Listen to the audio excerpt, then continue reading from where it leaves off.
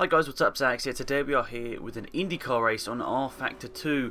Now, I haven't really experimented with many online races on this channel on rFactor 2, but this was a great race. It's a little bit laggy at the start. My PC recording setup isn't the greatest, but this was a really fun race. You can see it nearly didn't last more than 5 seconds there as a car went over the top of me. It did actually hit my car, but luckily I think the damage is set down to like 20% or something on the official ISI server, so luckily I got through that all unharmed. But you can see there's just craziness everywhere.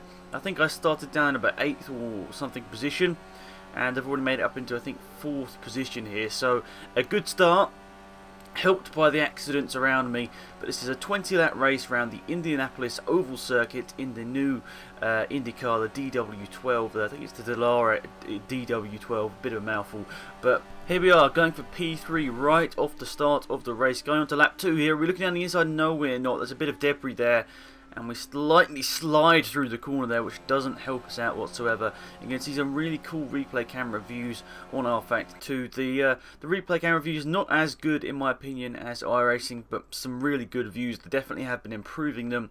There is one glitch camera view in this on this track at the moment. You'll see it once or twice through this video. I remember I was trying to make sure that I didn't get it in, but I couldn't remember exactly where on the track this glitch camera was, so unfortunately you will see it at one point. But yeah, P4 at the moment. You can see these are some really cool shots. The sort of TV style shots are really cool on this Indianapolis oval track, and I have been trying to keep up with the IndyCar this year. I've only missed a couple of races and I really have been enjoying it. Obviously this year's Indy 500 going to Ryan Hunter-Reay, which I've got to say I'm pretty happy for. He's very emotional after the race, and you can see there we got alongside the I think it's supposed to be the number 3 Montoya car, and it's obviously they only got 2 official liveries in this game. I think it's Bourdais and Jack Hawksworth. They're the 2 official liveries in this game. The rest of them, they look like the real cars, but they're not. A slight bit of weaving down the straight. I've got to admit that it's not entirely what I wanted to be doing there. Weaving down the straights is not something you should be doing. It doesn't look too good, you know, to the other drivers. I mean, they think you're weaving all over the place to try and defend a position, but in reality, I think I was moving it from side to side slightly to try and break the toe. But you really, in all honesty, shouldn't be doing that in case there's some sort of, you know, problem with the car or something, or you have an accident, and it can cause a big pile up, and you shouldn't be doing that sort of thing. But you can see now P3. 2 cars in front of me are quite far ahead, and as I said, the damage on this is only about, I think about 20%, might even be less than that. But you can see I touch the wall from time to time. It doesn't do anything to the car. If it was 100% damage, I'm sure my front wheel, right wheel would be ripped off by probably the end of lap 2 or something here, because I have hit the wall, and that is the glitch camera view there. It's quite funny, but I don't think anyone wants to really watch the race from under the track. But you can see now the number 3 Montoya car comes up right behind me there. He's in the slipstream. It's unbelievable how much speed you can gain in this slipstream, but I do the clever thing, put it on the inside. He couldn't dive it down the inside. That could have caused an accident actually if he tried to go for that dive. It was a little bit far back in my opinion to really go for the dive, but I managed to block him off there. And you can see I'm trying to keep into the slip. I was trying to keep in the slipstream with a car going in the pit lane. Now that wasn't too clever. That's one thing that is quite dangerous about online, is that people do try and just slipstream wherever. And you know, obviously I put my hands up. I did do that. I was just trying to slipstream off anybody I possibly can here to try and catch these leaders. But the guy in second's made a couple of mistakes. You can see a bit of smoke popped up at turn 1. And we are actually closing in here. Me and Montoya, I'm just going to call him Montoya because I was stupid enough not to put the name tags on, so I'm sorry about that, guys. And you can see, oh, he gets very sideways there. He's hit the wall, he's gone through the wall. I'm not sure, I think there must be a bit of lag there. But here we are now challenging for P2. We've got such a better run off the last turn, and with the slipstream, hitting 238, 239 possibly. No, just 238 going to turn 1. I don't think, in my gearing, that I can hit 240, but I think it is possible. They were doing it in real life, and I think it is possible if you get the right setup on perfectly, you can hit 240 with the slipstream, which is absolutely crazy. Thinking about it, F1 cars probably don't do too much more than about 200 miles an hour, probably in Italy, but obviously this is an oval, and obviously you keep your speed up a lot more, and obviously you maintain your speed so much better than in Formula 1, because obviously they got more corners. But they don't, they didn't just bring out the oval in the IndyCar. They also brought out the road course, and they did a very clever thing. They didn't just ship it with the oval oval setup. They put it with 4 different downforce setup settings. Quick settings, so you can just change them when you load into the game. You can see there's a crash back there. Third place makes a right mess of that. He's crashed up into the wall, probably damaged his car. Even with the small damage percentage, he's probably still damaged it. So yeah, I think it comes with the Indy 500 oval setup, a normal oval setup, a short oval setup, and also the road course setup. So I think that's, if I remember correctly, that's what they brought it out with those 4 aerodynamic settings. They were just trying to make it as easy as possible for everyone to jump into an rFactor 2 IndyCar server and have fun, and you don't have to fiddle about the settings too much. If you just go on the base setup, you should be fine, but obviously some tweaking can obviously get you extra time. And I keep accidentally hitting the button that does this view, so I'm sorry about it. I just didn't want to jump between views too quickly, so I left it on this view for a bit. But I don't think this is an entirely great view to show off, but it's still quite cool. I mean, you see the very different IndyCar design from the old IndyCar, which I think was running for quite a few years. I can't remember exactly how long the last IndyCar design was running for, but the DW12 is a very weird looking car, I'm not going to lie, but it doesn't mean it's a great race car to race in. And when you're going this fast, it's hard to not keep attention 100% of the time, because you've got to be focused on hitting every corner perfectly, and I did exactly not that. When you get into sort of the dirty air behind the car, I don't know whether it's just me, but I can sort of feel a bit of a difference. I mean, you don't have as much grit through the corners because you're carrying more speed possibly, and you can see that could have well been a crash if he didn't do that very well. He did that very well actually, to get out the way and let me sort of swoop back onto the racing line, and he did a very good job there. The lapped cars generally, except one person, were very good in this race, and obviously I'll point that out when that happens, just to let you guys know who was the culprit of being the worst lapped car. Getting another lapped car here, he gets straight out the way, he just puts it down the inside, but each driver has a different way of getting out the way. Some people go way off the track, some people just stick to the normal racing line and make you go around them, others just move over at the last second. People like him are just staying right out the way, and I was just trying to gain a couple of tenths of a second by getting around him there. But you can see we are visibly closer to him than we were a couple of laps ago, so we're definitely pulling him in here, which is good.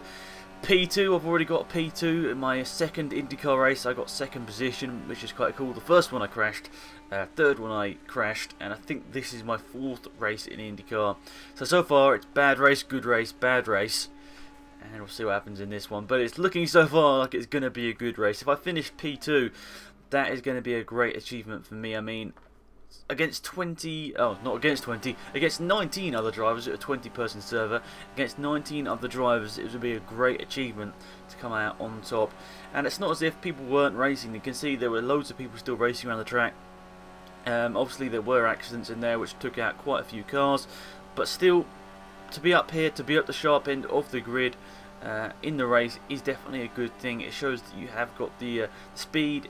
And obviously my qualifying wasn't exactly great because I wasn't that high up. I think it was 8th or 10th, I can't remember exactly, but always made a mistake, and we go right to the left hand side. Don't want to get involved in any sort of accident if that happened, and we just get around him there. Maybe I didn't need to go so far wide, I didn't know whether he was going to spin out, so I just did the safe thing and go straight to the left, put my left hand down, get to the left hand side of the track, and try and avoid that accident, which I did. And if I went my normal racing line, I could well have been involved in an accident there. And this is a cool view when you've got someone not that far behind you. It's so cool to see people on the limit. Look at that, they're touching the white lines there. That is on the limit. Obviously the white lines can spin you out if you go on them at the wrong angle. But yeah, painted surfaces, especially if they're new, they're very slippery. Don't think these are very slippery, but you could lose a bit of tyre temperature, or you could lose a bit of grip on those white lines at some point, so you don't want to be touching the white lines if at all possible. But it is the quickest way around the track in a way, because you're going the shortest distance. And I've made a mistake here, slight contact with the wall, losing the revs, losing a couple of miles an hour there. So wow, this is a very intense race here. I think we might get another rear view shot. Yes, we are, and you can see he's visibly closer here as we go through turn 1 once again, and we got lap traffic. I'm going to try and get around him here. He's gone up high. He was down low and he's gone up high. and now we're just trying to... Oh no, it's contact! Second place just hit the back of us there, and that all stemmed from the yellow car not getting out the way. He was down the bottom of the racetrack, then drifted up high. I hit him, then the guy behind me hit me, and I'll show you a replay of that later on. There was not a huge amount either of us could have done there. It was just really unfortunate, the yellow car, which I give a lot of space when overtaking now. But I just feel annoyed because I really think it could have been a great race between me and the red car for the win here. But you know, now we've got like a 3 or 4 second advantage over second place. So really, unless lap traffic causes more drama, we are going to be in for a great result in our 4th IndyCar race. You can see a bit dangerous here. The AI was just sort of putting it in the... Not the AI, what am I talking about? The lapped driver was just putting it right in the middle of the track. Slightly dangerous, as I didn't know where he was looking at. And I think actually, if we're going to look behind here, I think there's a crash actually. Yes, there is 2 cars in the wall, 2 yellow cars. I think there might have been both the Ryan Hunter Ray cars have gone up into the wall at the final turn, which is not good for them. Some of these shots though from the outside of the track are really, really good. You get a sense of speed as you fly around the corners here. It's absolutely amazing. As I said, the replay's probably not quite as good as iRacing, but wow, they're still really, really good, and I've got to say they produce some really good shots, and hopefully it's as exciting to watch it from this view as it is from the cockpit. I can assume probably not for some people, but I liked, you know, I wanted to have a variety of shots, not just the onboard in this race, so I left it on a little bit for that, little bit on that, but I wanted to make sure I didn't cut between shots too quickly. Go across the line once again, hitting 2.35, I think that was, going into turn 1, so absolutely flying. These are some of my best laps of the race, if I remember correctly here. So I was getting faster as the race went on, and considering I started in that lowly position on the grid, I was really doing well at the start to weave my way around all of the drama. Obviously, I did actually get hit as the car flew over the top of me. I'm not sure what the part of the car it technically hit, but it made the front end of my car sort of jump up in the air slightly. But here we are. Oh, what's he doing? He's crashing it into the wall.